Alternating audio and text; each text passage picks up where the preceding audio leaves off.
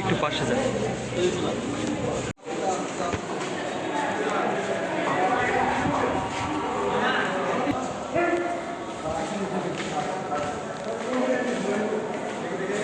Victim Fatema Begum তার মেয়ে সুমাইয়া তাকে ধর্ষণের চেষ্টা করে এবং এটা তার মা যখন দেখে ফেলে তখন ওই রুমে সুমাইয়াকে রেখেই পাশের রুমে মাকে ধাক্কা দিয়ে নিয়ে বেডে ফেলে বালির চাপা দিয়ে হত্যা করে। বাড়ি থেকে 4টি মোবাইল, কিছু চার্জার এবং একটি ল্যাপটপ খোয়া গেছে এবং আমরা যাকে গ্রেপ্তার করেছি তার কাছ থেকে, তার হেফাজত থেকে এই জিনিসগুলো আমরা উদ্ধার করতে পেরেছি।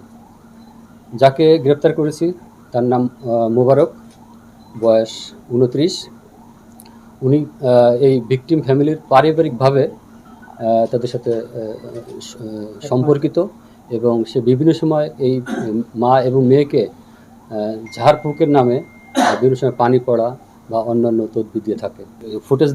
ফুটেজে দেখা যাচ্ছে তার হাতে একটা ব্যাগ ছিল, সে ব্যাগ সহ এবং যে পোশাক পরিহিত অবস্থায় উনি ছিলেন সেই পোশাক সহ তাকে আমরা গ্রেপ্তার করতে পেরেছি।